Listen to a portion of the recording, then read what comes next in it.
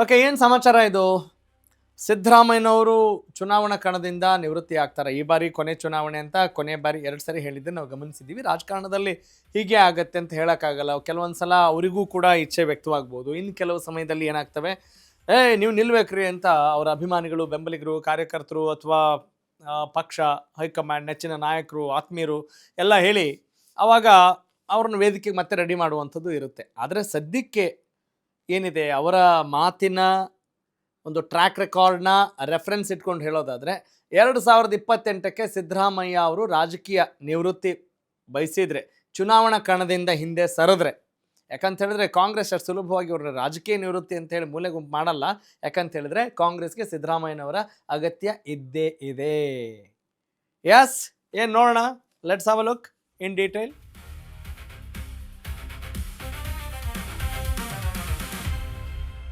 Okay, 2028ಕ್ಕೆ ಒಂದು ವೇಳೆ ಸಿದ್ದರಾಮಯ್ಯ ರಾಜಕೀಯ ನಿವೃತ್ತಿ ಘೋಷಿಸಿದರೆ, ಚುನಾವಣಾ ನಿವೃತ್ತಿ ಘೋಷಿಸಿದರೆ, ವರುಣಾ ಕ್ಷೇತ್ರಕ್ಕೆ ಯಾರಾಗ್ತಾರೆ ಅಭ್ಯರ್ಥಿ?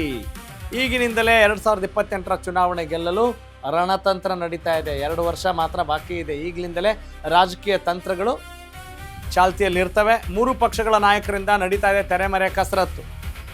ಬೇರೆ ಬೇರೆ ಪಕ್ಷದವರು ಇರ್ಬೋದು, ಆದರೆ ಪ್ರಬಲ ಪಕ್ಷಗಳು ಸದ್ಯಕ್ಕೆ 3 ಪಕ್ಷಗಳು. ರಾಜ್ಯದ ಹೈ ವೋಲ್ಟೇಜ್ ಕ್ಷೇತ್ರ ಆಗಿದೆ ಮೈಸೂರಿನ ಜಿಲ್ಲೆಯ ವರುಣಾ ಕ್ಷೇತ್ರ. ಇದೇ ಕ್ಷೇತ್ರದಿಂದಲೇ ಸಿದ್ದರಾಮಯ್ಯ ಅವರಿಗೆ ಲಕ್ ಬಂದಿದ್ದು. ಓಕೆ, ಇಲ್ಲಿಂದಲೇ ಸ್ಪರ್ಧಿಸಿ 2 ಬಾರಿ ಮುಖ್ಯಮಂತ್ರಿ ಆಗಿದ್ರು. ಯಾರು? ಸಿದ್ದರಾಮಯ್ಯ. ಇಂಥ ಹೈ ವೋಲ್ಟೇಜ್ ಕ್ಷೇತ್ರದ ಮೇಲೆ ಈಗ ಎಲ್ಲರ ಚಿತ್ತ ಖಂಡಿತವಾಗ್ಲೂ ಇದೆ, ಅದನ್ನ ತಳ್ಳಿ ಹಾಕುವಂತಿಲ್ಲ. ಪೊಲಿಟಿಕಲ್ ಆಂಗಲ್ ಅಲ್ಲಿ ನೋಡೋದಾದ್ರೆ ವರುಣಾ ಕ್ಷೇತ್ರ ಜಿದ್ದಾಜಿದ್ದಿನ ಕ್ಷೇತ್ರ, ಇಂಟ್ರೆಸ್ಟಿಂಗ್ ಕ್ಷೇತ್ರ, ಬಹಳ ಕುತೂಹಲವನ್ನು ಕೆರಳಿಸಿರುವಂಥ ಕ್ಷೇತ್ರ, ಅದರಲ್ಲಿ ಯಾವ ಅನುಮಾನ ಇಲ್ಲ. ರಾಜಕಾರಣದಲ್ಲಿ ಮಾತನಾಡೋದಾದ್ರೆ ಅದರಲ್ಲಿ ಮನೋರಂಜನೆ ಇದೆ, ಆದರೆ ಅಭಿವೃದ್ಧಿ ವಿಚಾರ ಅಂತ ಬಂದರೆ ಇಲ್ಲ. That is the point. Yes, ಹಾಗಾದರೆ ವರುಣಾ ಕ್ಷೇತ್ರದಲ್ಲಿ ಫಲಿತಾಂಶ ಯಾವ ರೀತಿ ಇತ್ತು, ಅಲ್ಲಿಯ ಇಕ್ವೇಷನ್ ಹೆಂಗಿತ್ತು, 2023ರ ಚುನಾವಣಾ ಫಲಿತಾಂಶಕ್ಕೆ ಸಂಬಂಧಪಟ್ಟ ಹಾಗೆ ಒಂದಿಷ್ಟು ಇನ್ಫಾರ್ಮೇಷನ್ ನೋಡ್ತಾ ಹೋಗೋಣ. S, graphics place. 1,19,816 ಮತಗಳನ್ನು ಕಾಂಗ್ರೆಸ್ನ ಸಿದ್ದರಾಮಯ್ಯನವರು ಪಡೆದು ಜಯಶಾಲಿಯಾಗಿದ್ದರು. ಇನ್ನು ವಿ ಸೋಮಣ್ಣ ಅಲ್ಲಿ ಅದೃಷ್ಟ ಪರೀಕ್ಷೆಗೆ ಇಳಿದಿದ್ರು. ಎರಡು ಕಡೆ ಅವರು ಸ್ಪರ್ಧೆ ಮಾಡಿದರು. ವಿ ಸೋಮಣ್ಣ 73,653 ಮತಗಳನ್ನು ಪಡೆದಿದ್ರು. JDSನಿಂದ ಡಾಕ್ಟರ್ ಭಾರತಿ ಶಂಕರ್ 1037 ಮತಗಳನ್ನು ಪಡೆದು 3ನೇ ಸ್ಥಾನದಲ್ಲಿದ್ದರು. ಆದರೆ ಈ ಬಾರಿ ಮೈತ್ರಿ ಏನಾದರೂ ಮುಂದುವರೆದ್ರೆ, ಅಂದರೆ ಯಾವುದ್ರ ಮೈತ್ರಿ? JDS ಮತ್ತು BJP ಆ ಮೈತ್ರಿ ಏನಾದರೂ ಮುಂದುವರೆದ್ರೆ ಅಲ್ಲಿ ಸಹಜವಾಗಿ ಇವರನ್ನ ಕೆಡ್ಡಾಗಿ ಬೀಳಿಸಬೇಕು ಅಂತಿದೆ. ಅದು ಸಿದ್ದರಾಮಯ್ಯ ಸ್ಪರ್ಧೆ ಮಾಡಲಿ ಅಥವಾ ಬೇರೆ ಯಾವುದೇ ಅಭ್ಯರ್ಥಿ ಬಂದರೂ ಆ ಕ್ಷೇತ್ರ ಸಿದ್ದರಾಮಯ್ಯನವರದ್ದೇ ಆಗಿರುತ್ತೆ. ಸಿದ್ದರಾಮಯ್ಯ ಅವ್ರನ್ನ ಯಾರನ್ನೋ ಗೆಲ್ಲಿಸಿ ಅಂತ ಹೇಳ್ಬೋದು, ಇನ್ಯಾರೋ ಬಂದರೆ ಅಲ್ವಾ, ಅಥವಾ ಅವ್ರ ಪರವಾಗಿ ಪ್ರಚಾರ ಮಾಡ್ಬೋದು, ಅಥವಾ ಅವರೇ ನಿಲ್ಬೋದು, ಗೊತ್ತಿಲ್ಲ. ಆದರೆ ಒಂದು ವೇಳೆ ಅವರು ಚುನಾವಣಾ ನಿವೃತ್ತಿಯನ್ನು ಘೋಷಿಸಿದರೆ, ಚುನಾವಣಾ ಕಣದಿಂದ ಹಿಂದೆ ಸರಿದ್ರೆ, ನಿಜಕ್ಕೂ ಅಲ್ಲಿ ಜಿದ್ದಾಜಿದ್ದಿನ ಹೋರಾಟ ಆಗೋದ್ರಲ್ಲಿ ಯಾವ ಅನುಮಾನ ಇಲ್ಲ. ಒಂದೊಂದು ಕ್ಷೇತ್ರ ಅಂತಿರುತ್ತೆ. ಈಗ ಯಡಿಯೂರಪ್ಪ ಅವರಾಗಿರ್ಬೋದು, ದೇವೇಗೌಡರಾಗಿರ್ಬೋದು, ಸಿದ್ದರಾಮಯ್ಯನವರಾಗಿರ್ಬೋದು, ಇನ್ನೂ ಅನೇಕರಿದ್ದಾರೆ, ಅಥವಾ DK ಶಿವಕುಮಾರ್ ಅವರವ್ರ ಕ್ಷೇತ್ರದಲ್ಲಿ ಇವ್ರನ್ನ ಸೋಲ್ಸೋದು ಅಷ್ಟು ಈಸಿನಾ ಅನ್ನೋ ಹಾಗೆ ಇದೆ. ಅಲ್ಲೆಲ್ಲ ಸೋಲೋಕೆ ಆಗಲ್ಲ ಅಂತಿಲ್ಲ. ಯಾಕಂತ ಹೇಳಿದ್ರೆ ನಿಮ್ಗೆ ಗೊತ್ತಿದೆ, ಮಲ್ಲಿಕಾರ್ಜುನ್ ಖರ್ಗೆ ಅವರನ್ನು ಸೋಲಿಲ್ಲದ ಸರ್ದಾರ ಅಂತ ಕರಿತಾ ಇದ್ರು ಕೂಡ ಕೊನೆಯದಾಗಿ ಹೇಗೆ ಸ್ಟ್ರಾಟಜಿ ಮಾಡಿ ಅವರನ್ನು ಸೋಲಿಸಿದ್ರು ಅಂತ ನೀವು ನೋಡಿದ್ರಿ. ಅಂದರೆ ಆ ರೀತಿಯಾದಂಥ ಘಟನೆಗಳನ್ನು ನಾವು ಗಮನಿಸ್ಬೋದು. ಕಳೆದ ಬಾರಿ 2 ಕ್ಷೇತ್ರಗಳಲ್ಲಿ ಸಿದ್ದರಾಮಯ್ಯನವರು ಸ್ಪರ್ಧಿಸಿದರು ಅಲ್ವಾ. ಅಂದರೆ ಯಾವ ರೀತಿ ಇಲ್ಲಿ ಸ್ಟ್ರಾಟಜಿಗಳನ್ನು ಮಾಡ್ತಾರೆ ಚುನಾವಣಾ ಕಣದಲ್ಲಿ ಅಂಥೇಳಿ. ಎಸ್, ಮತ್ತೊಂದು ಬ್ರೇಕಿಂಗ್ ಅಪ್ಡೇಟ್ ಇದೆಯಂತೆ, ನೋಡ್ತಾ ಹೋಗೋಣ. ಎಸ್, ವರುಣಾ ಕ್ಷೇತ್ರ ಸಿದ್ದರಾಮಯ್ಯ ವಾರಸುದಾರನ ಪಾಲಾಗೋದು ಫಿಕ್ಸಾ? ವರುಣಾದಿಂದ ಮುಂದಿನ ಚುನಾವಣೆಯಲ್ಲಿ ಡಾಕ್ಟರ್ ಯತೀಂದ್ರ ಸಿದ್ದರಾಮಯ್ಯ ಸ್ಪರ್ಧೆ ಮಾಡ್ತಾರಾ? ಯತೀಂದ್ರ ಬಳಿ ಸಿದ್ದು ವರ್ಚಸ್, ಅದೇ ಸಿದ್ಧಾಂತದ ಲೀಡರ್ ಅಂತ ಬಿಂಬಿತವಾಗ್ತಾ ಇದೆ. ವರುಣಾದಲ್ಲಿ ಕಾಂಗ್ರೆಸ್ಗೆ ಪ್ರಬಲ ಪ್ರತಿಸ್ಪರ್ಧಿಯಾಗಿದ್ದಾರೆ ಯಾರು? BJPಯ ಅಭ್ಯರ್ಥಿಗಳು. ಕಳೆದ ಬಾರಿ ಕಾಂಗ್ರೆಸ್ ಎದುರಿಸುವಲ್ಲಿ ಭಾರತೀಯ ಜನತಾ ಪಕ್ಷ ವಿಫಲವಾಗಿತ್ತು, ಆದರೂ ಒಳ್ಳೆಯ ವೋಟ್ಸ್ಗಳನ್ನ ತೆಗೆದುಕೊಂಡಿತ್ತು. ಕಳೆದ ಚುನಾವಣೆಯಲ್ಲಿ ಹೈ ವೋಲ್ಟೇಜ್ ಕ್ಷೇತ್ರವಾಗಿತ್ತು ವರುಣಾ ವಿಧಾನಸಭಾ ಕ್ಷೇತ್ರ. ಸೋಮಣ್ಣ ಸಿದ್ದರಾಮಯ್ಯ ನಡುವೆ ನಡೆದಿತ್ತು ನೇರ ಹಣಾಹಣಿ. ಹೌದು, ಬಹಳ ದೊಡ್ಡ ಮಟ್ಟದ ಹಣಾಹಣಿ ಇತ್ತು. 46,000 ವೋಟ್ಗಳ ಅಂತರದಲ್ಲಿ ಜಯಗಳಿಸಿದ್ರು ಸಿದ್ದರಾಮಯ್ಯನವರು. ಆದರೆ ಅಡ್ಜಸ್ಟ್ಮೆಂಟ್ ಪಾಲಿಟಿಕ್ಸ್ ಅಂತ ಸೋಮಣ್ಣ ಆರೋಪ ಮಾಡಿದ್ರು. ಆದರೆ ಏನಾದರೂ ಮಾಡಿ ಮುಂದಿನ ಬಾರಿ ಗೆಲ್ಲೋಕೆ ಬಿಜೆಪಿ ಪ್ರಯತ್ನ ಪಟ್ಟೇ ಪಡುತ್ತೆ ಅನ್ನೋದು ಸದ್ಯದ ಸುದ್ದಿ. ಈ ಬಾರಿ ವರುಣಾ ಕ್ಷೇತ್ರವನ್ನ ಜೆಡಿಎಸ್ಗೆ ಬಿಟ್ಟು ಕೊಡುವ ಸಾಧ್ಯತೆ ಇದೆ. ಅಂದ್ರೆ ಮೈತ್ರಿಯ ವಿಚಾರ ಅಂತ ಬಂದಾಗ ಅಲ್ಲಿ ಈ ರೀತಿಯಾದಂತಹ ಹೊಂದಾಣಿಕೆಗಳನ್ನ ಮಾಡ್ಕೊಳ್ಬೇಕಾಗತ್ತೆ. ಕೆಲವೊಂದ್ಸಲ ನಾವೇ ಸ್ಪರ್ಧೆ ಮಾಡಬೇಕು ಅಂತಿದ್ರೂ ಕೂಡ ಮೈತ್ರಿಯ ಲೆಕ್ಕಾಚಾರದಿಂದ, ಮೈತ್ರಿಯ ದೃಷ್ಟಿಕೋನದಿಂದ ಅಲ್ಲಿ ಬೇರೆಯವರಿಗೆ ಬಿಟ್ಕೊಡ್ಬೇಕಾಗಬಹುದು. ಏನು ಮಾಡೋಕ್ಕಾಗಲ್ಲ. That is part and parcel of the ಮೈತ್ರಿ ಅಥವಾ ದೋಸ್ತಿ. ಎಸ್, ಈಗ ಅಲ್ಲಿಯ ಜಾತಿ ಲೆಕ್ಕಾಚಾರ ಹೆಂಗಿದೆ? ಅಫ್ಕೋರ್ಸ್ ಇದು ರಾಜಕಾರಣ, ಪ್ರಜಾಪ್ರಭುತ್ವದ ಮಾತಾಡ್ತಾ ಇಲ್ಲ. ನಾ ಪ್ರಜಾಪ್ರಭುತ್ವ ಅನ್ನೋ ಶಬ್ದವನ್ನು ಸೈಡಿಗೆ ಬಿಸಾಕಿ ಅದಕ್ಕೂ ಇದಕ್ಕೂ ಸಂಬಂಧ ಇಲ್ಲ ಅಂಥೇಳಿ ನಾವು ಇದನ್ನು ಮಾತಾಡ್ತಾ ಇದ್ದೀವಿ. ಎಸ್, ರಾಜಕಾರಣದ ವಿಚಾರಕ್ಕೆ ಬರೋದಾದರೆ ವರುಣಾ ಜಾತಿ ಲೆಕ್ಕಾಚಾರ ಹಿಂಗಿದೆ, ನೋಡ್ತಾ ಹೋಗೋಣ. ಲಿಂಗಾಯತ ಸಮುದಾಯದ 60,000, SC/ST ಸಮುದಾಯದ 51,000, ಕುರುಬ ಸಮುದಾಯದ 20,000 ಮತಗಳಿದ್ದಾವ್ರಿ. ಇದು ವರುಣಾ ವಿಧಾನಸಭಾ ಕ್ಷೇತ್ರದಲ್ಲಿರುವಂಥ ಜಾತಿವಾರು ಮಾಹಿತಿ. ಒಕ್ಕಲಿಗರು 15,000, ಒಟ್ಟು ಮತದಾರರು 2,34,000 ಮತದಾರರಿದ್ದಾರೆ. ಈಗ ನೆಕ್ಸ್ಟ್ ಜಾಸ್ತಿ ಆಗ್ಬೋದು, ಹಾಗೆ ಆಗುತ್ತೆ, ಆಫ್ಕೋರ್ಸ್ ಇದ್ದೇ ಇರ್ತಾರೆ. ಆದರೆ ಸದ್ಯದ ಲೆಕ್ಕಾಚಾರದ ಪ್ರಕಾರ ಕಳೆದ ಬಾರಿಯ ವೋಟರ್ಸ್ನ ಆ ಒಂದು ಕೌಂಟ್ನ ತೆಗೆದುಕೊಂಡಾಗ 2,34,000 ಮತದಾರರು ಅಲ್ಲಿ ಇದ್ದಾರೆ. ಅದರಲ್ಲಿ ಯಾವ್ಯಾವ ಸಮುದಾಯದಿಂದ ಇದ್ದಾರೆ ಅಂತ ನೋಡಿದ್ರಿ, ಹೌದಾ? SC/ST 51,000, ಕುರುಬ ಸಮುದಾಯದ 20,000, ಲಿಂಗಾಯತ ಸಮುದಾಯದ 60,000 ಮತದಾರರು ಅಲ್ಲಿ ಇದ್ದಾರೆ. ಅಂದರೆ ಯಾರು ಅತಿ ಹೆಚ್ಚು ಸಂಖ್ಯೆಯಲ್ಲಿ ಅಲ್ಲಿ ಇರ್ತಾರೋ ಅವ್ರಿಗೆ ಟಿಕೆಟ್ ಕೊಡೋದು ಕೂಡ ಅಷ್ಟೇ ಸಹಜವಾಗಿರುತ್ತೆ. ಅದು ರಾಜಕಾರಣದ ಒಂದು ಕ್ಯಾಲ್ಕುಲೇಷನ್. ಎಸ್, ಇದೇ ವಿಚಾರಕ್ಕೆ ಸಂಬಂಧಪಟ್ಟ ಹಾಗೆ ಮತ್ತೊಂದು breaking update, top story. Varuna ಕ್ಷೇತ್ರದಲ್ಲಿ ಸಿದ್ದರಾಮಯ್ಯ ಪುತ್ರನಿಗೆ ಟಿಕೆಟ್ ಕೊಡಬಹುದು. ಯತೀಂದ್ರ ಸಿದ್ದರಾಮಯ್ಯ ಅವರಿಗೆ JDSನಿಂದ ಕೆಡ್ಡ ರೆಡಿ ಮಾಡಲಿಕ್ಕೆ ಅಫ್ಕೋರ್ಸ್ ಸಿದ್ಧತೆ ಇದ್ದೇ ಇರುತ್ತೆ. ಎದುರಾಳಿ ಅಂತ ಹೇಳಿದ್ರೆ ಸುಮ್ಮನೆ ಕೂರ್ತಾರ? ಏನಾದರೂ ಕೆಡ್ಡ ರೆಡಿ ಮಾಡೇ ಮಾಡ್ತಾರೆ. ಅಚ್ಚರಿಯ ಅಭ್ಯರ್ಥಿಯನ್ನ ಸಿದ್ಧ ಮಾಡಿರೋ JDS. That is the news, that is the top story. Varuna ಕ್ಷೇತ್ರದಲ್ಲಿ ಲಿಂಗಾಯತ ಮತಗಳೇ ನಿರ್ಣಾಯಕ. ಲಿಂಗಾಯತರಿಗೆ ಟಿಕೆಟ್ ಕೊಡೋಕೆ ದಳ ನಿರ್ಧಾರ ಮಾಡಿದೆ. ದಳ ಅಂತ ಹೇಳಿದ ತಕ್ಷಣ ನಮಗೆ ಒಕ್ಕಲಿಗ ಸಮುದಾಯದ ನೆನಪಾಗ್ತಿರುತ್ತೆ. ಆದರೆ ಇಲ್ಲಿ ಅಭಿಷೇಕ್ ಮನೆಗಾರ್ಗೆ ಟಿಕೆಟ್ ಕೊಡಲಿದೆ JDS. 2018ರಲ್ಲಿ ಕೊನೆ ಕ್ಷಣದಲ್ಲಿ ಅಭಿಷೇಕ್ಗೆ ಟಿಕೆಟ್ ಸಿಕ್ಕಿತ್ತು. 28,123 ಮತಗಳನ್ನು ಪಡೆದಿದ್ರು ಅಭಿಷೇಕ್ ಮನೆಗಾರ್. ಅವತ್ತಿನಿಂದಲೂ ವರುಣಾ ಕ್ಷೇತ್ರದಲ್ಲಿ ಪಕ್ಷವನ್ನ ಸಂಘಟನೆ ಮಾಡ್ತಾ ಇದ್ದಾರೆ. ಯಾರು? ಇದೇ ಅಭಿಷೇಕ್ ಮನೆಗಾರ್. ನಿಜ, ಇಲ್ಲಿ ಎಲ್ಲವೂ ಕೌಂಟ್ ಆಗುತ್ತೆ. ಅಂದರೆ ಅಭ್ಯರ್ಥಿ ಯಾರು ಬರ್ತಾರೆ, ಏನು ಕೆಲಸ ಮಾಡ್ತಾರೆ, ಇದನ್ನೆಲ್ಲ ಗಮನ ಇಟ್ಕೊಂಡು ಒಂದು ಹಂತದ ಒಂದು ಲೆಕ್ಕಾಚಾರ ಇದ್ದೇ ಇರುತ್ತೆ. ಎಸ್, ಇದಕ್ಕೆ ಸಂಬಂಧಪಟ್ಟಂತೆ ಒಂದಿಷ್ಟು ಇನ್ಫಾರ್ಮೇಶನ್ ನೋಡೋಣ. Graphics plate please.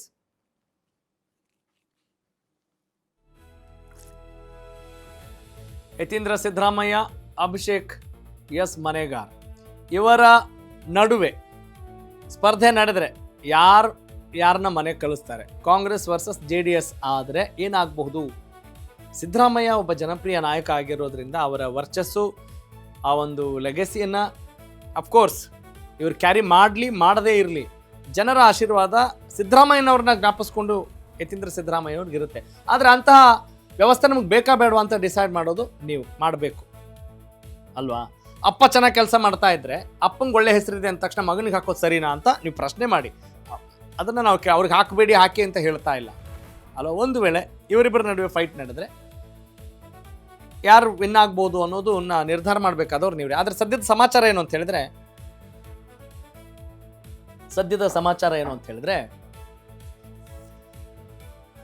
ಅಭಿಷೇಕ್ ಅವರು ಪಕ್ಷ ಸಂಘಟನೆ ಮಾಡ್ತಾ ಇದ್ದಾರೆ. JDS ಅವರು ಇದನ್ನ ಜಿದ್ದಾಜಿದ್ದಿನಿಂದ ತೆಗೆದುಕೊಂಡಿದ್ದಾರೆ, ತುಂಬಾ ಚಾಲೆಂಜಿಂಗ್ ಆಗಿ. ಏನಾದರೂ ಮಾಡಬೇಕು. ಯಾಕೆ ಅಂತ ಹೇಳಿದ್ರೆ ಸಿದ್ದರಾಮಯ್ಯನವ್ರ ಕ್ಷೇತ್ರ ಅದು. ಅಲ್ಲೇನಾದರೂ ಮಣ್ಣು ಮುಗಿಸಿದ್ರೆ ನಮ್ಮ ಶಕ್ತಿ ಜಾಸ್ತಿ ಆಗುತ್ತೆ. ಅದು ರಾಜಕೀಯದ ಲೆಕ್ಕಾಚಾರ, ಸ್ಟ್ರಾಟಜಿ. ಎಸ್, ಈ ಎಲ್ಲ ಸ್ಟ್ರಾಟಜಿ ಆಮೇಲೆ ಅಲ್ಲಿಯ ವಾಸ್ತವ ಸ್ಥಿತಿ ಎಲ್ಲದಕ್ಕೂ ಸಂಬಂಧಪಟ್ಟ ಹಾಗೆ ನನ್ನ ಕಲೀಗ್, ನಮ್ಮ ಮೈಸೂರು ಪ್ರತಿನಿಧಿ ಸಂದೀಪ್ ಮತ್ತಷ್ಟು ಮಾಹಿತಿ ನೀಡ್ತಾರೆ. ಎಸ್ ಸಂದೀಪ್, ನಿಜ ವರುಣ ಅಂತ ಹೇಳಿದ ತಕ್ಷಣ ಜಿದ್ದಾಜಿದ್ದಿನ ಕ್ಷೇತ್ರ ಆಗುತ್ತೆ ಬಿಕಾಸ್ ಆಫ್ ಸಿದ್ದರಾಮಯ್ಯನವರು ಈಗ ಮುಖ್ಯಮಂತ್ರಿ ಆಗಿಲ್ಲ. ನೆಕ್ಸ್ಟ್ ಮುಖ್ಯಮಂತ್ರಿ ಅಭ್ಯರ್ಥಿ ಅಂತ ಘೋಷಣೆ ಮಾಡುವಂಥ ಸಾಧ್ಯತೆ ಕೂಡ ಇಲ್ಲ ಅನ್ನೋದು ಸದ್ಯದ ಲೆಕ್ಕಾಚಾರ. ಇದೆಲ್ಲವನ್ನು ಗಮನಿಸಿದಾಗ ಸಿದ್ದರಾಮಯ್ಯನವರ ಆ ಒಂದು ವರ್ಚಸ್ಸನ್ನು ಕ್ಯಾರಿ ಮಾಡುವಂಥ ಸಾಮರ್ಥ್ಯ ಅಥವಾ ಅಂಥ ಒಂದು ಸಾಧ್ಯತೆ ಯತೀಂದ್ರ ಅವ್ರಿಗೆ ಎಷ್ಟಿದೆ ಇಲ್ಲ ಅನ್ನೋದಲ್ಲಿ ಪ್ರಶ್ನೆ ಮೂಡುತ್ತಾ, ಅಥವಾ ಸಿದ್ದರಾಮಯ್ಯನವ್ರ ಪುತ್ರ ಯತೀಂದ್ರ ಅವರೇ ಅಲ್ಲಿ ಶಾಸಕರಾಗಬೇಕು ಅನ್ನೋ ಒಲವು ಇರುತ್ತಾ? ಟ್ರ್ಯಾಕ್ ರೆಕಾರ್ಡ್ ಒಂದಾದರೆ ಈಗ JDS ಯಾವ ರೀತಿ ಕೆಡ್ಡ ರೆಡಿ ಮಾಡಿದೆ, ಏನೆಲ್ಲ ಆಗಬಹುದು ಅನ್ನೋದಕ್ಕೆ ಸಂಬಂಧಪಟ್ಟ ಹಾಗೆ ಪೂರಕವಾದ ಲೆಕ್ಕಾಚಾರ ಏನಿದೆ ಅನ್ನೋದು ನನ್ನ ಕ್ಯೂರಿಯಾಸಿಟಿ. Please go head. ರಾಜ್ಯದಲ್ಲಿ ಇಂದಿನಿಂದ SIR ಪ್ರಕ್ರಿಯೆಗೆ ಚಾಲನೆ ದೊರೆತಿದೆ. ಎಲ್ಲ ಪಕ್ಷಗಳು ಕೂಡ 2 ವರ್ಷ ಚುನಾವಣೆ ಬಾಕಿ ಇರುವಾಗಲೇ ಎಲ್ಲ ರಾಜಕೀಯ ಕಾರ್ಯತಂತ್ರಗಳಿಗೆ ತಮ್ಮನ್ನು ತೊಡಗಿಸಿಕೊಂಡಿದ್ದಾರೆ. ರಾಜ್ಯದ ಹೈ ವೋಲ್ಟೇಜ್ ಕ್ಷೇತ್ರಗಳ ಮೇಲೆ ಎಲ್ಲರೂ ಕೂಡ ಕಣ್ಣಿಟ್ಟಿರ್ತಕ್ಕಂಥದ್ದು. ಮೈಸೂರು ಜಿಲ್ಲೆಯಲ್ಲೂ ಕೂಡ ಹೈ ವೋಲ್ಟೇಜ್ ಕ್ಷೇತ್ರ ಅಂತ ಹೇಳಿದ್ರೆ ಅದು ಸಿದ್ದರಾಮಯ್ಯ ಅಂದರೆ ಮಾಜಿ CM ಸಿದ್ದರಾಮಯ್ಯನವರು ಪ್ರತಿನಿಧಿಸುವಂತಹ ವರ್ಣ ಕ್ಷೇತ್ರ. ಈ ಒಂದು ಕ್ಷೇತ್ರದಿಂದಲೇ 2 ಬಾರಿ ಗೆದ್ದು ರಾಜ್ಯದ CM ಆಗಿ ಅಧಿಕಾರವನ್ನು ಸಿದ್ದರಾಮಯ್ಯನವರು ನಡೆಸಿರುವಂತಹದ್ದು. ಸಿದ್ದರಾಮಯ್ಯನವರು ಕಳೆದ ಚುನಾವಣೆ ವೇಳೆಯಲ್ಲೇ ಕೂಡ ನಾನು ಮುಂದಿನ ಬಾರಿ ಚುನಾವಣೆಗೆ ನಿಲ್ಲೋದಿಲ್ಲ, ಚುನಾವಣಾ ರಾಜಕೀಯದಿಂದ ದೂರ ಸರಿತೇನೆ ಎನ್ನುವಂಥ ಮಾತುಗಳನ್ನು ಆಡಿದರು. ಈ ಕಾರಣದಿಂದಾಗಿ ಮುಂದಿನ 2028ರ ಚುನಾವಣೆಯಲ್ಲಿ ಅವರ ಪುತ್ರರಾಗಿರ್ತಕ್ಕಂಥ ಸದ್ಯ ವಿಧಾನ ಪರಿಷತ್ ಸದಸ್ಯರು ಸಚಿವರು ಆಗಿರ್ತಕ್ಕಂಥ ಯತೀಂದ್ರ ಸಿದ್ದರಾಮಯ್ಯನವರು ಸ್ಪರ್ಧೆಯನ್ನು ಮಾಡ್ತಾರೆ ಅನ್ನುವಂಥ ಸಾಧ್ಯತೆಗಳು ಕೂಡ ಇರತಕ್ಕಂಥದ್ದು. ಈ ಹಿನ್ನೆಲೆಯಲ್ಲಿ ತಂದೆಯ ವರ್ಚಸ್ಸು ಇದ್ದಷ್ಟು ಇವರಿಗೆ ವರ್ಚಸ್ಸು ಸಿಗುತ್ತಾ ಕ್ಷೇತ್ರದಲ್ಲಿ ಅನ್ನುವಂಥದ್ದು ದೊಡ್ಡ ಅನುಮಾನ ಆಗಿರ್ತಕ್ಕಂಥದ್ದು. ಕಾರಣ ವರ್ಣ ಕ್ಷೇತ್ರದಲ್ಲಿ BJP ಕಾಂಗ್ರೆಸ್ಗೆ ಪ್ರಬಲ ಪೈಪೋಟಿಯಾಗಿ ನಿಲ್ಲುವಂತಹದ್ದು. BJP ಕೂಡ ಕಳೆದ 2 ಟರ್ಮ್ ಎಲೆಕ್ಷನ್ನಿಂದಲೂ ಕೂಡ ಸಾಕಷ್ಟು ಒಳಬೇಗುದಿಯಿಂದಲೇ ಈ ಒಂದು ಕ್ಷೇತ್ರದಲ್ಲಿ ಸೋಲನ್ನು ಅನುಭವಿಸಿದೆ ಅಂತ ಹೇಳಿದರೆ ತಪ್ಪಾಗಲಿಕ್ಕಿಲ್ಲ. 2018ರ ಚುನಾವಣಾ ವೇಳೆಯಲ್ಲಿ ವಿಜೇಂದ್ರರವರು ವರ್ಣದಿಂದ ಸ್ಪರ್ಧೆಯನ್ನು ಮಾಡ್ತಾರೆ ಅನ್ನುವಂತಹ ಒಂದು ದೊಡ್ಡ ಸುದ್ದಿ ವ್ಯಾಪಕವಾಗಿ ಹಬ್ಬಿತ್ತು. ವಿಜೇಂದ್ರ ಅವರು ಕೂಡ ವರ್ಣ ಕ್ಷೇತ್ರದಲ್ಲೇ ಮನೆಯನ್ನು ಮಾಡಿ ಬೇಕಾದಂಥ ತಯಾರಿಗಳೆಲ್ಲವನ್ನು ಕೂಡ ನಡೆಸಿದರು. ಆದರೆ ನಾಮಪತ್ರ ಸಲ್ಲಿಸುವಂತಹ ಕೊನೆಯ ಗಳಿಗೆಯಲ್ಲಿ ಒಬ್ಬ ಸಾಮಾನ್ಯ ಕಾರ್ಯಕರ್ತನಿಗೆ BJP ಇಲ್ಲಿ ಟಿಕೆಟನ್ನು ಘೋಷಣೆ ಮಾಡಿತ್ತು. ಈ ಕಾರಣದಿಂದಾಗಿ ವರ್ಣ ಕ್ಷೇತ್ರದ BJP ಕಾರ್ಯಕರ್ತರೇ ಸ್ವಪಕ್ಷದ ವಿರುದ್ಧ ಸಿಡಿದೆದ್ದಿದ್ರು. ಈ ಕಾರಣಕ್ಕಾಗಿ ಯತೀಂದ್ರ ಸಿದ್ದರಾಮಯ್ಯನವರು 2018ರಲ್ಲಿ ಶಾಸಕರಾಗಿ ಆಯ್ಕೆಯಾಗುವಂಥ ನಿಟ್ಟಿನಲ್ಲಿ ಕಾರಣ ಆಯಿತು. ಕಳೆದ ಎಲೆಕ್ಷನಲ್ಲೂ ಕೂಡ ಅದೇ ರೀತಿಯ ಒಂದು ಒಳಬೇಗುದಿಗೆ BJP ಸೋಲನ್ನು ಅನುಭವಿಸಿತು. ಅಂದರೆ 2023ರ ಚುನಾವಣೆಯಲ್ಲಿ ವಿ ಸೋಮಣ್ಣ ಅವರು ವರ್ಣ ಕ್ಷೇತ್ರದಿಂದ ಸ್ಪರ್ಧೆಯನ್ನು ಮಾಡಿದರು. ಅಲ್ಲೂ ಕೂಡ BJPಯ ಒಳಬೇಗುದಿಯಿಂದಲೇ ಸುಮಾರು 46,000ಕ್ಕೂ ಹೆಚ್ಚು ಮತಗಳ ಅಂತರದಿಂದ ವಿ ಸೋಮಣ್ಣನವರು ಪರಾಜಿತರಾದರು. ಇವನು ಗೆದ್ದಂತಹ ಸಿದ್ದರಾಮಯ್ಯನವರು ರಾಜ್ಯದ ಮುಖ್ಯಮಂತ್ರಿಯಾಗಿ 2ನೇ ಬಾರಿಗೆ ಆಯ್ಕೆಯಾಗಿ ಆಡಳಿತವನ್ನು ಕೂಡ ನಡೆಸಿದ್ರು. ಈ ಒಂದು ಕ್ಷೇತ್ರದಲ್ಲಿ ಲಿಂಗಾಯತರೇ ಪ್ರಧಾನ ಮತದಾರರಾಗಿರುವಂತಹ ಕಾರಣಕ್ಕಾಗಿ ಇರುವಂತಹ 2,34,000ಕ್ಕೂ ಹೆಚ್ಚು ಮತದಾರರ ಪೈಕಿ 60,000ದಷ್ಟು ಲಿಂಗಾಯತ ಮತದಾರರ ಸಂಖ್ಯೆ ಇರ್ತಕ್ಕಂಥದ್ದು. ಅದಾದ ನಂತರದಲ್ಲಿ ದಲಿತ ಮತಗಳ ಸಂಖ್ಯೆ 51,000 ಇರ್ತಕ್ಕಂಥದ್ದು. ಅದಾದ ನಂತರದಲ್ಲಿ 20,000 ಕುರುಬ ಮತದಾನದ ಸಂಖ್ಯೆ ಇರ್ತಕ್ಕಂಥದ್ದು. ಅಲ್ಲದೆ ಇನ್ನು ಉಳಿದ ಮತದಾರರುಗಳನ್ನೆಲ್ಲವನ್ನು ಅಂದರೆ ಸಣ್ಣ ಪುಟ್ಟ ಸಮುದಾಯಗಳೆಲ್ಲವೂ ಸೇರಿ ಒಟ್ಟು ಮತದಾರರ ಸಂಖ್ಯೆ 2,34,000ಕ್ಕೂ ಅಧಿಕ ಇರ್ತಕ್ಕಂಥದ್ದು. ಈ ಕಾರಣಕ್ಕಾಗಿ ಇಲ್ಲಿ ಅಧಿಕ ಮತದಾರರಾಗಿರ್ತಕ್ಕಂಥ ಲಿಂಗಾಯತ ಮತದಾರರು ಏನಿದ್ದಾರೆ ಇವರೆಲ್ಲರೂ ಕೂಡ BJPಗೆ ಸಮರ್ಥ ಅಭ್ಯರ್ಥಿ ಏನಾದರೂ ಮುಂದಿನ ಚುನಾವಣೆಯಲ್ಲಿ 2028ರ ಚುನಾವಣೆಯಲ್ಲಿ ಮುಂದಿನ BJP ಏನಾದರೂ ಸಮರ್ಥ ಅಭ್ಯರ್ಥಿಯನ್ನು ಹಾಕಿದ್ದ ಪಕ್ಷದಲ್ಲಿ ಇವರೆಲ್ಲರೂ ಕೂಡ ಒಗ್ಗಟ್ಟಾಗಿ BJPಗೆ ಮತ ಹಾಕುವಂತಹ ಕೆಲಸಕ್ಕೆ ಮುಂದಾಗ್ತಾರೆ. ಅಲ್ಲದೆ ಮುಂದಿನ ಬಾರಿ ಎಲೆಕ್ಷನ್ಗೆ ನಿಲ್ಲುವಂತಹ ಯತೀಂದ್ರ ಸಿದ್ದರಾಮಯ್ಯನವರಿಗೆ ಇದು ಟಫ್ ಫೈಟ್ ಆಗೇ ಆಗುತ್ತೆ ಅನ್ನುವಂತಹ ನಿರೀಕ್ಷೆಗಳು ಕೂಡ ಸದ್ಯ ಇರ್ತಕ್ಕಂಥದ್ದು. Okay, got it. Thank you Sandeep, ಧನ್ಯವಾದ. ಎಸ್, ಓಕೆ, ಸದ್ಯದ ಲೆಕ್ಕಾಚಾರ ಏನು ಬೇಕಾದರೂ ಆಗಿರಲಿ, ಆದರೆ ನಿಮಗೆ ಗೊತ್ತಿದೆ ನಾನು ಏನು ಮಾತಾಡ್ಲಿಕ್ಕೆ ಹೊರಟಿದ್ದೀನಿ ಅಂಥೇಳಿ. ನಿಮ್ಮ ಅಭಿವೃದ್ಧಿಯನ್ನು ಕಾಪಾಡಿಕೊಳ್ಳುವ ನಿಟ್ಟಿನಲ್ಲಿ ನೀವು ಕೂಡ ಜವಾಬ್ದಾರಿಯಿಂದಿರಿ. I want you to be responsible ಅನ್ನೋದು ನಮ್ಮ ಕಳಕಳಿ.